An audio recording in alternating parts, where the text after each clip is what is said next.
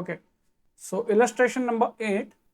Mr. Hitesh of Bangalore consigned goods to Mr. Mahesh of Ajmer on 1st January 2015 for 30,000 rupees at cost price. 30,000 रुपए में उन्होंने mister Hitesh ने mister Mahesh को goods consignment पे भेजे।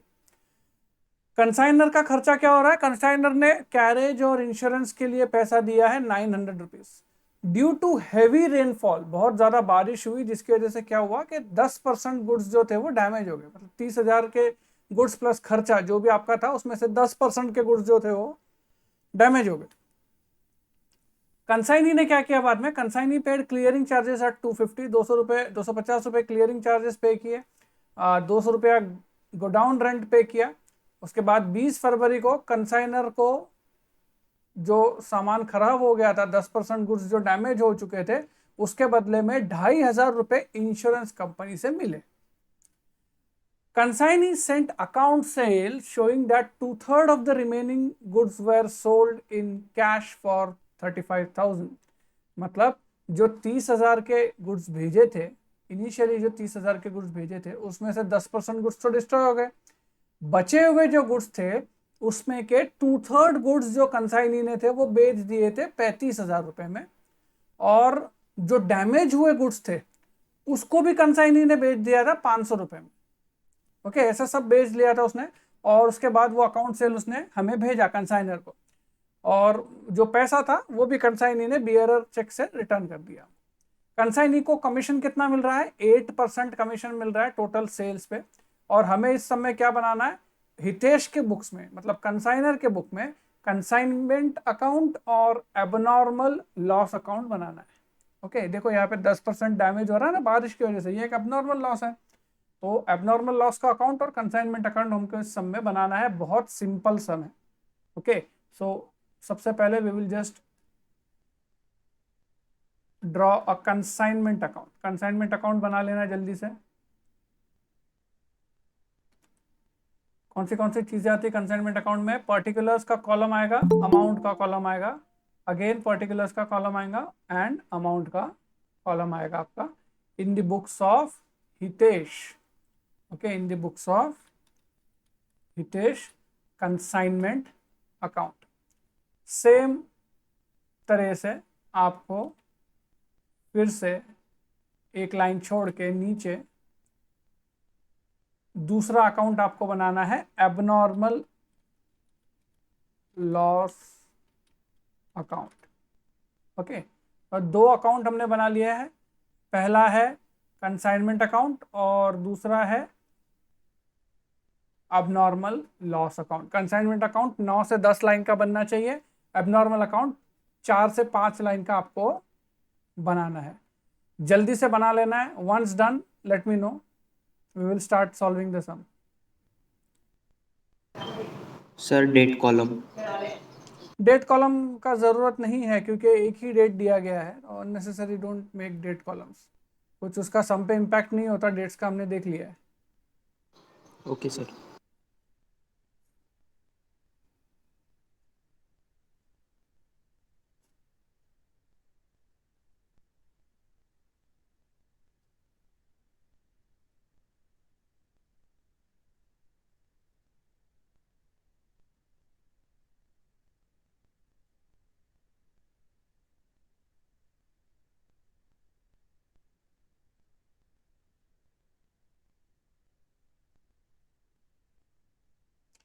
हो चुका बना के कंसाइनमेंट अकाउंट्स।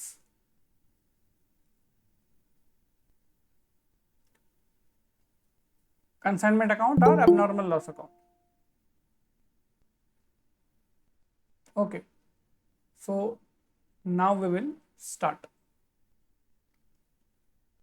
एक एक करके जैसे हम लोग सीरियली सम सॉल्व करते हैं उसी तरीके से आपको सॉल्व करना है। Mister Hitesh of Bangalore consign goods to Mahesh of Ajmer for ₹30,000। तो क्या करेंगे इसका हम लोग? पहले एंट्री क्या रहेगी? लास्ट समय आप आंसर आपके पास से आना चाहिए। Goods sent to consignment account. कहाँ पे ये कंसाइनमेंट अकाउंट के डेबिट साइड पे। ओके, तो to goods sent on consignment account, goods sent on consignment account 30,000, 30,000 रुपए के गुड्स कंसाइनमेंट पे भेजे हमने। ओके, पहला एंट्री हमारा हो चुका। इसके बाद सेकेंड एंट्री देखो क्या है। Consignor paid for carriage and insurance at 900, मतलब ये क्या है, खर्चा है, कंसाइनर का खर्चा है। क्या करोगे इसको, कैश अकाउंट को आएगा डेबिट। करेक्ट, कैश अकाउंट को डेबिट करेंगे। टू कैश अकाउंट लिखेंगे हम consignment expenses. Okay, consignment expenses 900 rupees. Okay, 900 rupees. इसके बाद due to heavy rainfall 10% of goods was damage. ठीक है, जो एबनॉर्मल लॉस है वो कैलकुलेट कर लेते हैं। ओके, कैलकुलेट कर लेते हैं एबनॉर्मल लॉस कितना हुआ है। तो आपने जो कंसाइनमेंट अकाउंट और एबनॉर्मल लॉस अकाउंट बनाया होगा, इसके नीचे वर्किंग नोट बनाइए, calculation of abnormal loss, calculation of abnormal loss. देखो, कॉस्ट ऑफ स्टॉक जो हमने भेजा था, ओके, जो मिस्टर हितेश ने मिस्टर महेश को भेजा था, वो कितना था, कितने रुपए के गुड्स भेजे थे हमने, 30,000 30,000।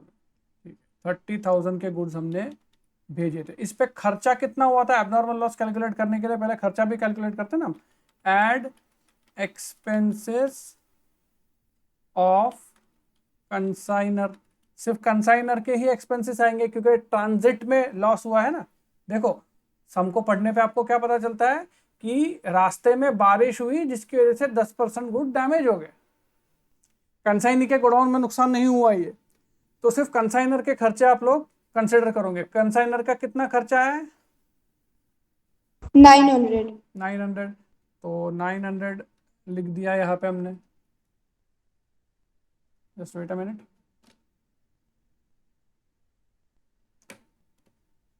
ओके, टोटल ले लो, कितना आता है इसका, 30,900। 900 ठीक है, ये थी total value of stock.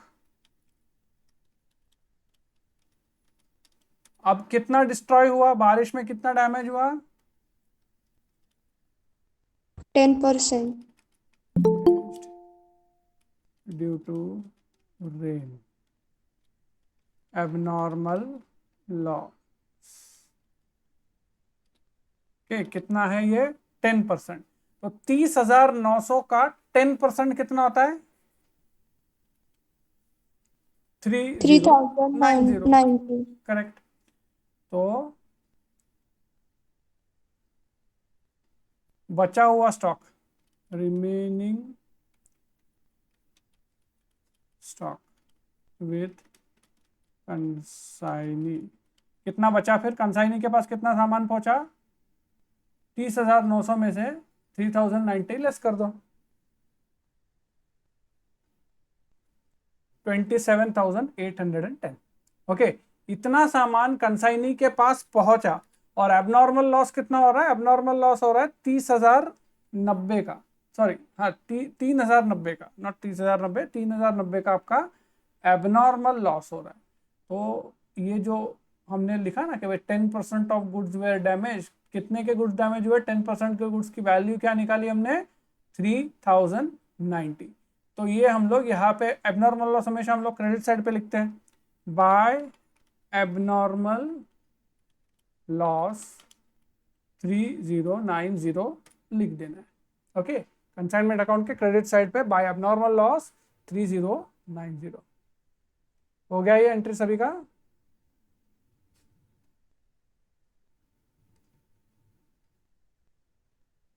Yes sir. ठीक है, नेक्स्ट देखो, उसके बाद कंसाइनी ने क्या किया, consignee paid clearing charges 250 and godown rent 200। तो टोटल कंसाइनी के एक्सपेंसेस कितने हो रहे हैं, 250 प्लस 200। तो ये हम डालेंगे टू महेश अकाउंट। महेश कौन है, कंसाइनी है, तो कंसाइनी एक्सपेंसेस 200 प्लस 250, कितना खर्चा हो रहा है देखो, 250 प्लस 200 टोटल कितना हो रहा है, 450। ओके, ये कंसाइनी के एक्सपेंसेस है। ओके, अब उसके बाद और क्या हो रहा है, 2015 में कंसाइनर को 2500 रुपया इंश्योरेंस मिला। ठीक है, ये कंसाइनमेंट से रिलेटेड नहीं है। ओके, ये जो इनकम हो रही है ना, ये कंसाइनमेंट से रिलेटेड नहीं है। इसको हम लोग बाद में नीचे जब हम लोग एबनॉर्मल लॉस का अकाउंट बनाएंगे तब कंसिडर करेंगे कि भाई इंश्योरेंस कंपनी से जो पैसा मिला उसका एडजस्टमेंट कैसे करना है। इसके पहले के समय में हमने किया है, देखो याद आ रहा होगा आपको, जब हमने एबनॉर्मल लॉस कैलकुलेट किया था तब इंश्योरेंस कंपनी से मिले हुए पैसों का एडजस्टमेंट हम लोग कैसे करते हैं वो हमने पहले भी सीखा है। अभी भी हम लोग ये नीचे एबनॉर्मल लॉस अकाउंट में हम लोग इसका कैलकुलेशन करेंगे। Consignee sent account sales showing that 2/3 of the remaining goods were sold in cash for 35,000। कितने में बेचा उसने, सेल कितना हुआ है, कंसाइनमेंट का सेल कितना हुआ है, 35,000 रुपए का उसने सेल किया है। तो कहाँ लिखते हैं हम लोग इसको, कंसाइनमेंट अकाउंट के क्रेडिट साइड पे, by Mahesh account sale, by Mahesh account sale 35,000, by Mahesh account sales 35,000। Okay, उसके बाद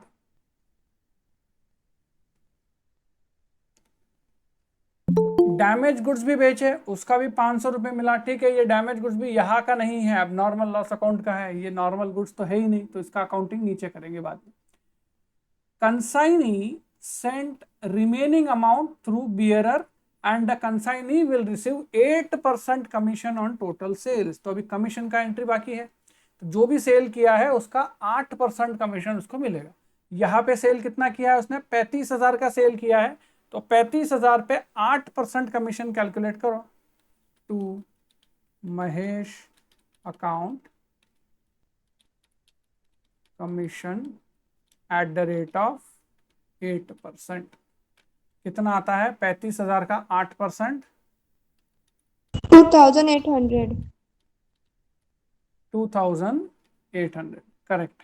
ओके, 2,800 कमीशन है। ओके, अब ये कंसाइनमेंट अकाउंट तो हो गया, बस यहाँ पे अभी क्या कैलकुलेट करना बाकी रह गया है, आखिरी एंट्री किस चीज की कैलकुलेट करते हैं हम लोग कंसाइनमेंट अकाउंट को क्लोज करने से पहले, unsold stock. Unsold stock. Okay, unsold stock आपको कैलकुलेट करना है। तो अनसोल्ड स्टॉक कैसे कैलकुलेट करोगे, पहले तो लिख लेते हैं by unsold stock. Okay, by unsold stock. अब देखिए, ये जो हमने नीचे कैलकुलेशन चालू किया था ना, इसमें हमने देखो क्या किया था, 30,000 के गुड्स भेजे थे, खर्चा वर्चा मिला के 30,000 के गुड्स 30,900 के थे। ओके, अब इसमें से 3,090 के गुड्स तो डिस्ट्रॉय हो गए, तो कंसाइनी के पास जो सामान पहुंचा, कितने का सामान पहुंचा, 27,810 का ही सामान पहुंचा। तो अभी हम लोग आगे का कैलकुलेशन करेंगे, यहाँ पे हम लोग लिखेंगे कैलकुलेशन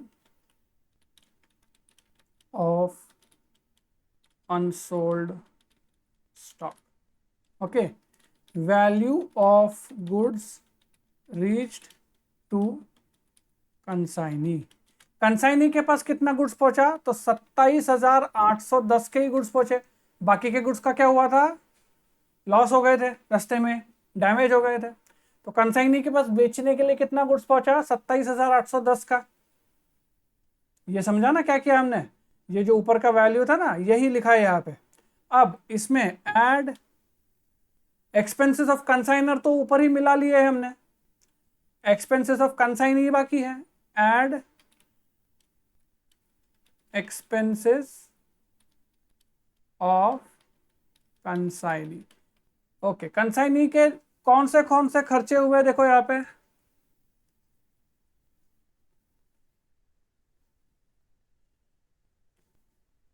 कंसाइनी के कौन से खर्चे हुए सब में? 450। 450 टोटल खर्चा हुआ है, उसमें से 250 रुपया क्लियरिंग चार्जेस का है और 200 रुपया गोडाउन रेंट का है। तो हमने पहले भी डिस्कस किया है कि जो डायरेक्टली ऐसा खर्चा जो डायरेक्टली गुड्स को अनलोड वगैरह करने के लिए होता है वही हम कंसिडर करते हैं, डायरेक्ट एक्सपेंसेस ही कंसिडर करते हैं, दूसरा नहीं कंसिडर करते। तो इसमें जो आपको दो एक्सपेंसेस दिख रहे हैं इसमें से कोई कंसिडर होगा क्या? दोनों ही हो गए या दोनों ही नहीं होंगे या एक होगा एक नहीं होगा? बताओ मुझे कौन सा होगा खर्चा कंसिडर, कौन सा खर्चा नहीं होगा? What will happen? 250। 250 के खर्चे का क्या होगा, कंसिडर होगा या नहीं होगा? दोनों नहीं होंगे वन सर। से देखो, एक तो गोडाउन रेंट है, वो तो पीरियड कॉस्ट है, ओके, वो तो होगा ही नहीं। लेकिन जो क्लियरिंग चार्जेस है, जो हमने गुड्स को उतारने के लिए क्लियरिंग चार्जेस पे किए। क्लियरिंग चार्जेस क्या होता है कि भाई जो आपके पास जो लेबरर्स वगैरह आता है ना, हमाल वगैरह आते हैं, उनको आप वो पैसा दे के गुड्स उतरवाते हो अपने फैक्ट्री में। तो ये तो डायरेक्ट एक्सपेंस है कंसाइनी से रिलेटेड। पहले हुआ है मेरा बोलना कि लोडिंग अनलोडिंग क्लियरिंग चार्जेस ये सब जो है डायरेक्ट एक्सपेंसेस है। तो ये जो 250 रुपये है ये कंसिडर हो गए। ओके, किसी ने तो भी कहा था मुझे अभी आप में से ही, और लेकिन कॉन्फिडेंटली नहीं कहा। ओके, आपको पता होता है आंसर बेटा, कॉन्फिडेंटली बताया करो। Add expenses of consignee, consignee का एक्सपेंसेस कितना है? 250 रुपये, ये ऐड कर लेना है। कितना होता है वैल्यू देखो,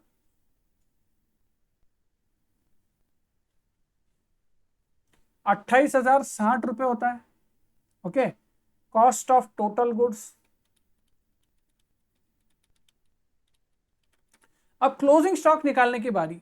अब देखो ये जो कॉस्ट पहुंचा था, ये जो गुड्स पहुंचे थे कंसाइनी के पास, इसमें से कितने गुड्स कंसाइनी ने बेच दिए? देखो तो, कितने गुड्स कंसाइनी कह रहा है कि बेच दिए मैंने? 35,000। 2/3। हाँ, लेकिन 35,000 के गुड्स भेजे, लेकिन क्वांटिटी में कितने गुड्स बेचे? 2/3। 2/3 गुड्स बेचे। तो बचा कितना होगा अभी अपने पास?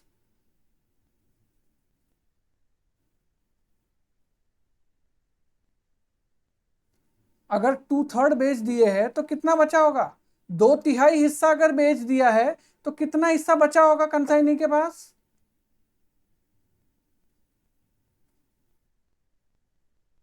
1/3। 1/3, सीधा काम है।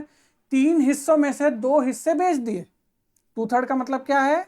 3 में से 2 हिस्से कंसाइनी ने बेच दिए। तो बचा कितना? एक हिस्सा बचा, 1/3 हिस्सा बचा। समझ में आया क्या ये आपको? सभी को समझ में आया क्या? रिस्पॉन्स नहीं आया मुझे किसी का। Yes sir. हाँ, तो 1/3 जो है उतना बचा है, 2/3 बेच दिया है तो कितना बचा होगा आपके पास? 1/3 बचा होगा। तो cost of 1/3 goods, cost of 1/3 goods, 1/3 कैसे कैलकुलेट होगा? 28,060 मल्टीप्लाइड बाय 1/3 कितना होता है देखो? 9,353.33। ओके, तो 9,353 कर देंगे इसको राउंड ऑफ करके। ओके, 9,353। तो ये हो गया आपका unsold stock. Okay, therefore unsold stock, बचा हुआ सामान कितना है आपके पास? 9,353। Okay, this much is your unsold stock. Okay, तो अनसोल्ड स्टॉक हम लोग लिख देंगे यहाँ पे 9,353। ठीक है, बस अभी क्लोज करो। प्रॉफिट का फिगर बताओ मुझे कितना आता है?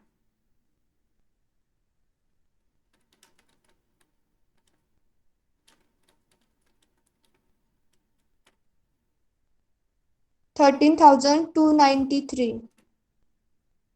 13,293, करेक्ट, 13,293।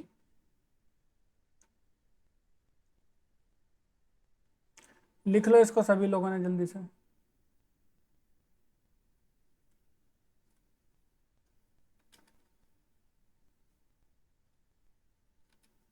अब नॉर्मल लॉस हमारा बाकी है बनाना। अभी एबनॉर्मल लॉस का अकाउंटिंग कर लेते हैं। देखो सबसे पहले एबनॉर्मल लॉस जो 3090 का हमको एबनॉर्मल लॉस हुआ है, ओके, वो यहाँ पे लिख देंगे हम लोग, टू कंसाइनमेंट अकाउंट। कितना लॉस हुआ है हमको? 3090 का नुकसान हुआ है, 3090 का नुकसान हुआ है। अब एबनॉर्मल लॉस से रिलेटिंग कौन सी एंट्रीज आपको इस सम में नजर आ रही है जिसका अकाउंटिंग बाकी रह गया है? इंश्योरेंस। ठीक है, पहला तो हो गया इंश्योरेंस कि भाई 2500 का अपने को क्या मिला? इंश्योरेंस मिला। ओके, तो इसका एंट्री कैसे करेंगे हम लोग? What will we do? Credit में लिख देंगे बाय बैंक, इंश्योरेंस मिला इसका 2500 ओके, ये एक हो गया। और क्या क्या दिख रहा है आपको? एबनॉर्मल लॉस या डैमेज गुड्स से रिलेटेड और क्या क्या एंट्रीज दिख रही है आपको जो हम लोग यहाँ पे एंटर कर सकते हैं? 500 रुपीज। अच्छा, ये 500 रुपीज का क्या हुआ है? रियलाइज में। मिले हैं, मतलब जो डैमेज गुड्स थे उनको बेच के हमको कितने मिले हैं? 500 रुपये मिले हैं। अच्छा, ये हमने बेचे हैं क्या?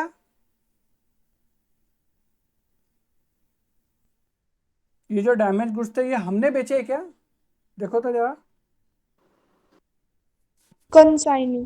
कंसाइनी ने बेचे हैं, महेश ने भेजे हैं। ओके, महेश ने डैमेज गुड्स सेल किए हैं, तो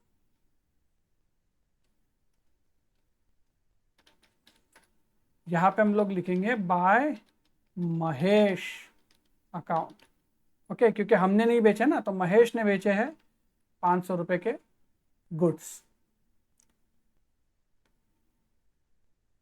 ठीक है, अब और बताओ क्या लिख सकते हो वहाँ पे? और कुछ ध्यान में आ रहा है आपके?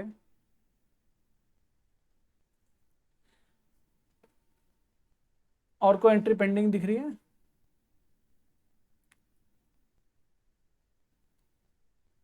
हो गया सभी एंट्रीज?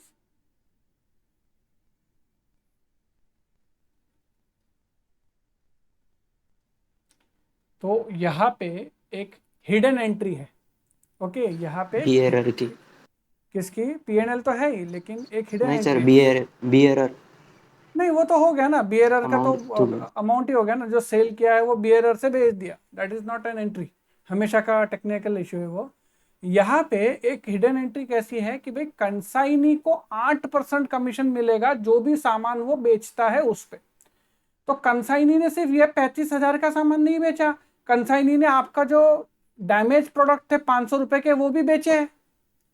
तो उसको जो कमीशन मिलना है वो 35,000 पे तो हमने दे दिया 8% कमीशन उसको, 2800 रुपये। लेकिन ये जो 500 रुपए के उसने डैमेज प्रोडक्ट बेचे हैं इस पे भी तो कमीशन देना पड़ेगा ना उसको, कि नहीं देंगे उस पर कमीशन? इस पे भी देना पड़ेगा कि भाई 500 रुपए के गुड्स। इसके लिए मैंने आपको अभी फिर से पूछा कि ये गुड्स किसने बेचे हैं? महेश ने अगर बेचे हैं तो महेश को कमीशन देना पड़ेगा, to Mahesh commission on damage goods. समझा आपको क्या एंट्री रह गई थी? अब बताओ सर मुझे कितना कमीशन देना है महेश को? 40 रुपीज। करेक्ट। महेश थोड़ी 40 रुपीज छोड़ देने वाला है, उसको तो देने ही पड़ेंगे आपको 140 रुपीज। अब क्लोज करो अब नॉर्मल अकाउंट, और कौन सी साइड पे फिगर जा रहा है प्रॉफिट का या लॉस का, कहाँ पे फिगर आ रहा है वो बताओ मुझे।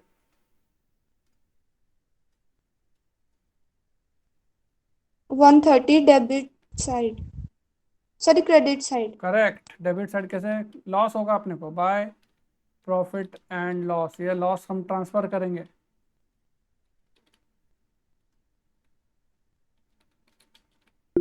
कितना लॉस हो रहा है? 130। 130। एक मिनट,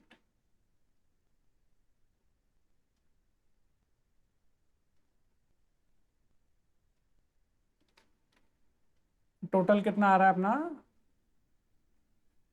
30,130। ओके, इसके साथ आपका ये सम जो है ये खत्म होता है और सम के साथ साथ हमारा कंसाइनमेंट अकाउंट भी खत्म होता है। ओके, इसका एक और प्रॉब्लम है, प्रॉब्लम नंबर 9, वो मैं आपको होमवर्क में दे रहा हूँ, उसका आंसर भी मैं आपको प्रोवाइड कर दूंगा। आपने उसको पहले बिना देखे सॉल्व करना है, उसके बाद आंसर्स के साथ उसको मैच कर लेना है।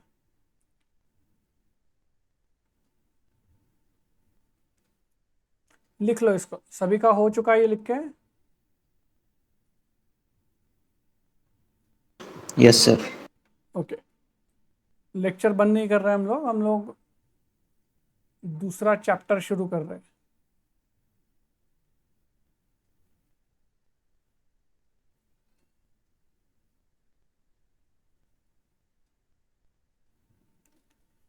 So we will start with our next chapter, that is departmental accounts. Okay, departmental accounting क्या होता है and how it is different from branch accounting. branch accounting हम लोग सीख चुके थे। डिपेंडेंट ब्रांचेस, इंडिपेंडेंट ब्रांचेस, दो टाइप की ब्रांचेस होती है। थ्योरेटिकल कंसेप्ट में मैंने आपको उसका मीनिंग भी सिखाया था, डिपेंडेंट ब्रांचेस क्या होती है, इंडिपेंडेंट ब्रांचेस कौन सी होती है। और अकाउंटिंग भी हम लोगों ने सॉल्व किया था। अकाउंटिंग हमने सिर्फ डिपेंडेंट ब्रांचेस के पॉइंट ऑफ व्यू से ही सॉल्व किया था। इंडिपेंडेंट ब्रांचेस आपको आगे जाके अकाउंट्स में आने वाला है। तो डिपार्टमेंटल अकाउंटिंग क्या होता है यहाँ, ये हम लोग आज शुरू करेंगे। ओके, तो कुछ ऑब्जेक्टिव्स है आपको ये चैप्टर सीखने के बाद। You should understand the nature of departmental transactions, क्या होता है डिपार्टमेंटल ट्रांजैक्शंस, किस तरीके से डिपार्टमेंट अकाउंटिंग करते हो, डिपार्टमेंट के ट्रांजैक्शंस किस तरह आप करते हो। एक डिपार्टमेंट से दूसरे डिपार्टमेंट में अगर आप गुड्स ट्रांसफर करते हो तो वो उसका अकाउंटिंग एंट्री कैसे करना है, डिपार्टमेंटल अकाउंट्स को फाइनलाइज कैसे करना है, ये सभी चीज़ें हम इस चैप्टर में सीखेंगे, इंट्रोडक्टरी लेवल पे सीखेंगे। बहुत ही इजी चैप्टर है, इसके लिए इसको हमने लास्ट में पढ़ने के लिए रखा है। एक और चैप्टर हमारा बाकी है, लेकिन फिलहाल हम लोग पहले डिपार्टमेंटल अकाउंटिंग खत्म करेंगे। तो let us start. Introductory part पहले पढ़ लेते हैं। You have learned that business may be operating through a network of branches. Just a second.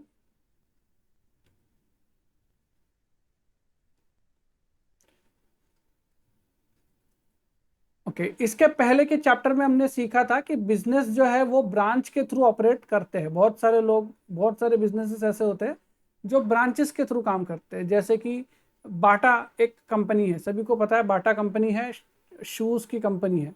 Okay, बाटा के पूरे कंट्री में खुद के ब्रांचेस है, किसी और को नहीं देती बाटा काम। बाटा के खुद के ब्रांचेस होते हैं हर एक सिटी में, जहाँ पे बाटा के प्रोडक्ट्स को बेचा जाता है। वैसे एक कंपनी है स्नो वाइट, जिसके पूरे दिल्ली में ब्रांचेस है।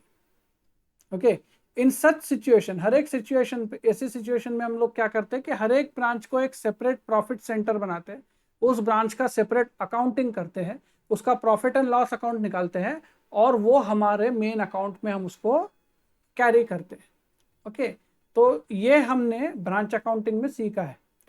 इसी तरीके से ब्रांच अकाउंटिंग जैसे काम करता है, उसी तरीके से कभी कभी एक सिंगल बिजनेस यूनिट को अलग अलग डिपार्टमेंट्स में डिवाइड किया जा सकता है। ओके, जनरली ये डिपार्टमेंट्स एक ही जगह पे लोकेटेड होंगे, स्टिल उनमें से कौन सा डिपार्टमेंट कितना प्रॉफिट कमा रहा है ये जानने के लिए जनरली उस एक बिजनेस को अलग अलग डिपार्टमेंट्स में डिवाइड किया जाता है। फॉर एग्जाम्पल, आप किसी बड़े सुपरमार्केट में या किसी बड़े डिपार्टमेंटल स्टोर में चले जाइए, वो पूरा के पूरा डिपार्टमेंटल स्टोर या सुपरमार्केट जो होगा वो एक ही होगा, लेकिन वहां पे आपको ऐसा दिखेगा कि अलग अलग सेल्स काउंटर, अलग अलग सेक्शन के लिए अलग अलग सेल्स काउंटर है। जलगांव में ऐसा कोई डिपार्टमेंटल स्टोर नहीं दिखेगा, लेकिन बड़े सिटीज में अगर आप जाते हो जहाँ पे बहुत बड़े बड़े डिपार्टमेंटल स्टोर होते हैं, तो वहां पे आपको हर एक सेक्शन का अलग सेल काउंटर दिखेगा। वहां पे आपको जो भी गुड्स आप उस सेक्शन में से खरीदते हो उसका पेमेंट वहीं पे करना होता है। जैसे कि आप किसी बड़े डिपार्टमेंटल स्टोर में गए तो वहाँ पे आपको दिखेगा कि भाई रेडीमेड गारमेंट्स का सेक्शन ही अलग है। ओके, इलेक्ट्रिकल अप्लायंसेस आपको खरीदनी है तो उसका सेक्शन अलग है, दवाइयाँ आपको खरीदनी है तो उसका सेक्शन अलग है, गिफ्ट आइटम्स आपको खरीदनी है तो उसका सेक्शन अलग है। हर एक सेक्शन में आप जाके खरीदी करोगे और वहां पे से जो भी चीज आपने खरीदी उसका बिल वहीं पे करोगे। ओके, जैसे बड़े बड़े मॉल्स होते हैं उसमें आपको अलग अलग सेक्शन नजर आते हैं। ओके, इसका क्या बेनिफिट होता है कि आपको at the end of the year आपको ये पता चलता है कि भाई हमारे डिपार्टमेंटल स्टोर में इतने सारे जो सेक्शन है, रेडीमेड गारमेंट्स का है, इलेक्ट्रिक अप्लायंसेस का है, मेडिसिन का है, इसमें से कौन से डिपार्टमेंट से कितना कितना हमको प्रॉफिट हो रहा है। ओके, हर एक डिपार्टमेंट का इंडिविजुअल परफॉर्मेंस आपको पता चले, इसलिए आप क्या करते हो कि आपके बिजनेस को अलग अलग डिपार्टमेंट्स में आप डिवाइड करते हो और उनके बुक्स भी आप अलग अलग रखते हो। ओके, उनके बुक्स भी आप अलग अलग रखते हो ताकि आपको पता चले कि भाई हमारे जो इतने सारे अलग अलग डिपार्टमेंट्स है उसमें से कौन सा डिपार्टमेंट कैसा परफॉर्म कर रहा है, कौन सा डिपार्टमेंट को ज्यादा प्रॉफिट हो रहा है, कौन सा डिपार्टमेंट वीक है। ये सब पता कैसे चलेगा? जब तक आप उनको डिपार्टमेंटल अकाउंटिंग नहीं करोगे तब तक ये चीज आपको पता नहीं चलती। तो हमारा मेन पर्पस यही होता है कि हमारे हर एक डिपार्टमेंट का इंडिविजुअल परफॉर्मेंस हमको पता चले, and that is why the departmental accounting is done. Okay, that is why departmental accounting is done. Departmental accounting में क्या होता है कि हर एक डिपार्टमेंट का सेपरेट एक डिपार्टमेंट अकाउंट बनता है और जो भी उस डिपार्टमेंट के खर्चे होते हैं, जैसे कि उस डिपार्टमेंट में काम करने वाले एम्प्लॉयज की सैलरी, उस डिपार्टमेंट में जो मटेरियल्स यूज हो रहे हैं उसका कॉस्ट, ओके, वो सब चीजें डायरेक्टली उस डिपार्टमेंट को लगाई जाती है। और कुछ कॉमन खर्चा होता है, जैसे कि भाई पूरे के पूरे सपोज शॉप पूरा के पूरा एक मॉल है, मॉल का इलेक्ट्रिसिटी का जो बिल रहेगा, ओके, वो आप कैसे डिस्ट्रीब्यूट करोगे? हर एक डिपार्टमेंट को तो आपने अलग से इलेक्ट्रिसिटी का मीटर नहीं दिया होगा। तो जो अभी यहाँ पे कुछ खर्चे ऐसे हो गए जो आप इजीली डिवाइड कर सकते हो। फॉर एग्जांपल, आपके पास टोटल 10 सेल्समैन है, ओके, 2 सेल्समैन आपके रेडीमेड गारमेंट्स में काम करते हैं और 2 सेल्समैन आपके इलेक्ट्रिकल अप्लायंसेस में काम करते हैं और बाकी के जो बचे हुए सेल्समैन हैं वो मेडिसिन में काम करते हैं। तो उनकी जो सैलरीज रहेगी वो आप इजीली डिस्ट्रीब्यूट कर सकते हो कि भाई जो लोग रेडीमेड गारमेंट्स में काम करते हैं उनकी सैलरी रेडीमेड गारमेंट्स के डिपार्टमेंट के खर्चे में डालो, जो लोग इलेक्ट्रिकल अप्लायंसेस में काम करते हैं उनकी सैलरी इलेक्ट्रिकल अप्लायंसेस के खर्चे में डालो। ओके, तो कुछ खर्चे जो रहेंगे वो बहुत इजीली आपको डिस्ट्रीब्यूट करते आएंगे, लेकिन कुछ खर्चे ऐसे रहेंगे जो आपको इतना इजीली डिस्ट्रीब्यूट नहीं करते आएंगे। जैसे कि आपके पूरे के पूरा जो आपका शॉपिंग कॉम्प्लेक्स है उसका रेंट या उसका इलेक्ट्रिसिटी का एक्सपेंसेस। तो ऐसे जो एक्सपेंसेस हैं इनको किस तरीके से आप एलोकेट करोगे अलग अलग डिपार्टमेंट्स में, ये हमको इस चैप्टर में ये भी सीखना है। ओके, तो एक एक करके हम लोग अभी हमारा जो चैप्टर है वो शुरू करते हैं। आज एक्चुअली हम लोग थियोरेटिकल कंसेप्ट पूरा खत्म करेंगे और उसके बाद नेक्स्ट लेक्चर से we will start with the practical problems. Okay, तो meaning and purpose of departmental account. Departmental account refers to maintenance of accounts of a business in such a manner that it is possible to ascertain the operational results of each activity, section or a department by preparing separate trading and profit and loss account for each one of them. Okay, हर एक इस तरीके से आप account maintain कीजिए कि आपके business के हर एक डिपार्टमेंट का आपको separate trading and profit and loss account बनाते हैं, जिस पर से कौन सा डिपार्टमेंट से कितना प्रॉफिट हो रहा है ये आप कैलकुलेट कर पाओ। ओके, तो इस मेथोडोलॉजी को कहते हैं डिपार्टमेंटल अकाउंटिंग। क्यों किया जाता है departmental accounting? It is considered necessary. What is the importance of departmental accounting? To identify the departments which are inefficient. ऐसे डिपार्टमेंट्स जो इनएफिशिएंट है, जहां पे जो प्रॉफिटेबल नहीं है, ऐसे डिपार्टमेंट्स को आइडेंटिफाई करने के लिए आप डिपार्टमेंटल अकाउंटिंग करते हो ताकि ऐसे डिपार्टमेंट्स को आप एक तो सुधार सको या उनको बंद कर सको। अगर लॉस हो रहा है तो वो डिपार्टमेंट्स चला के कोई मतलब नहीं है। टू कंट्रोल द वेस्टेज और misuse of resources in different departments. हो सकता है कि कुछ डिपार्टमेंट्स में वेस्टेज चल रहा हो, रिसोर्सेज का मिसयूज कर रहा हो, स्टाफ हो आपका अननेसेसरी टाइम पास करता हो, इलेक्ट्रिसिटी का एक्सपेंसेस वगैरह ज़्यादा आते हो, कुछ काम नहीं करते लोग। तो अगर बहुत बड़ा पूरा के पूरा मॉल है और उसका एक साथ अगर आप अकाउंटिंग कर रहे हो तो ये छोटी छोटी चीज़ें निकल जाती है, ध्यान में नहीं रहती। लेकिन अगर आप हर एक डिपार्टमेंट का अलग अलग अकाउंटिंग करते हो तो ये जो चीज़ें रहती है ना, इस पे आपका कंट्रोल रहता है, वेस्टेजेस पे आपका कंट्रोल रहता है, रिसोर्सेज का मिसयूज नहीं हो पाता और आपका जनरल प्रॉफिटेबिलिटी जो रहता है बिजनेस का वो इंप्रूव होता है। तीसरा पार्ट है to compare the performance of different departments. Okay, अगर आपके पास अलग अलग डिपार्टमेंट्स है आपके ऑर्गेनाइजेशन में, तो कौन सा डिपार्टमेंट अच्छा है, कौन सा डिपार्टमेंट बुरा परफॉर्म कर रहा है, कंपैरिजन करने के लिए आप अकाउंटिंग करते हो कि भाई ठीक है, अगर आपका बड़ा शॉपिंग कॉम्प्लेक्स है उसमें से आपको ये पता चल रहा है कि भाई ठीक है, हमारा जो इलेक्ट्रॉनिक डिपार्टमेंट है वो बहुत अच्छा चल रहा है, सबसे ज़्यादा सेल्स वहाँ से हो रही है, उसके बाद रेडीमेड गारमेंट्स भी अच्छा चल रहा है, कॉस्मेटिक्स का नहीं चल रहा अच्छे से। तो ये कैसे पता चलेगा आपको कि कौन सा डिपार्टमेंट अच्छा चल रहा है, कौन सा डिपार्टमेंट बुरा चल रहा है? तो जब तक आप उनके सेपरेट डिपार्टमेंटल अकाउंट्स नहीं बनाओगे तब तक नहीं समझेगा।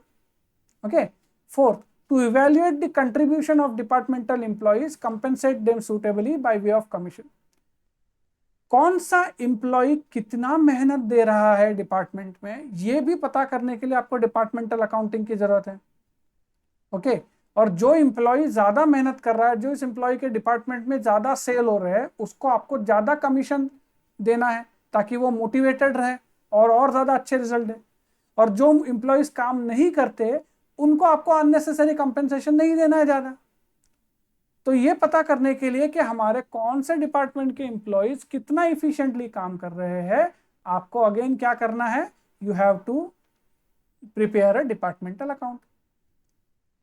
Okay, fifth, to formulate suitable policies with regard to future business planning. Future में अगर आपको और आगे बिजनेस प्लान करना है, एक्सपांशन करना है, तो कौन सी एरियाज में आप एक्सपांड करोगे, कौन से नए डिपार्टमेंट्स आप ओपन करोगे, कौन से एग्जिस्टिंग डिपार्टमेंट्स को आप एक्सपांड करोगे।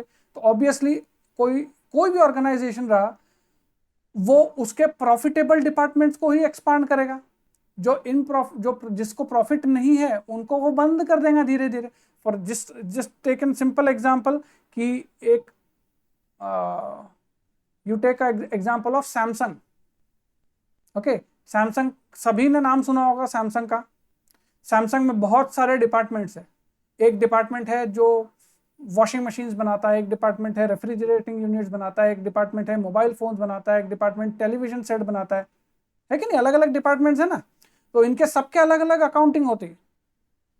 ओके, और सैमसंग को अगर कल जाके एक्सपांशन पॉलिसीज देखनी है और उनको ये उनका ध्यान में आता है कि भाई हमारा जो वॉशिंग मशीन का या डिश वॉशर का जो प्लांट है वो डिपार्टमेंट इतना प्रॉफिटेबल नहीं है, ओके, तो उसमें वो लोग एक्सपांशन नहीं करेंगे, जो ज्यादा प्रॉफिटेबल डिपार्टमेंट्स है वहां पे एक्सपांशन करेंगे।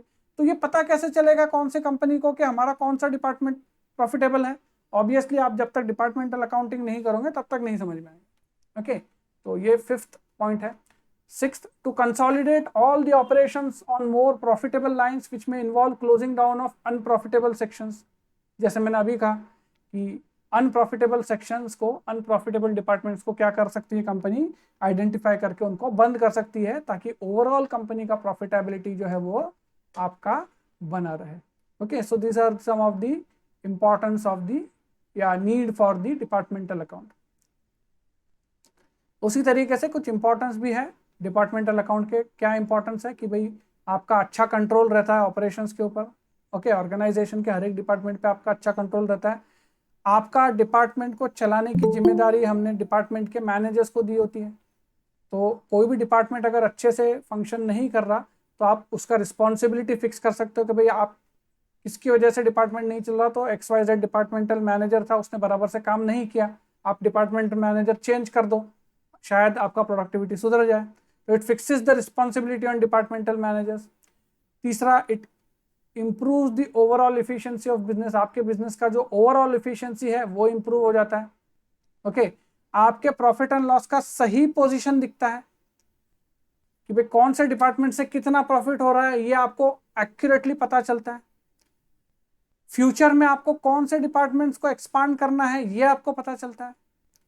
जो आपके अच्छे डिपार्टमेंट्स है उनके मैनेजर्स को ज्यादा रिवार्ड देते आता है आपको कि भाई जो ऑफ कोर्स जो डिपार्टमेंट अच्छा काम कर रहा है, तो वो डिपार्टमेंट अच्छा काम क्यों कर रहा है कि वहां पर जो मैनेजर है वो अच्छा काम कर रहा है, वहां के जो एम्प्लॉइज है वो अच्छा काम कर रहे हैं।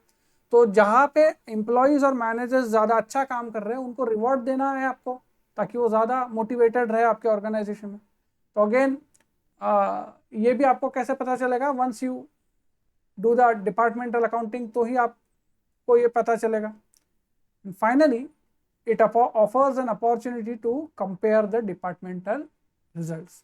दो डिपार्टमेंट्स के रिजल्ट्स को कंपेयर करने के लिए भी आपको एक अपॉर्चुनिटी मिलती है अगर आप डिपार्टमेंटल अकाउंटिंग फॉलो करते हो तो. ओके, नेक्स्ट आता है हमारा कि हम किस तरीके से ट्रांजैक्शंस रिकॉर्ड करते हैं. तो this we will do in the next lecture. ये देखिए यहाँ पे फॉर्मेट है आपका. ओके, अलग अलग फॉर्मेट्स है, वो हम डिस्कस करेंगे. एलोकेशन ऑफ एक्सपेंसेस किस तरह होता है ये भी हम लोग डिस्कस करेंगे. और एक चैप्टर पहला जो सम है वो हम लोग सॉल्व करेंगे. Okay, we will do this in the next lecture. फिलहाल we will stop for today and continue in the next lecture.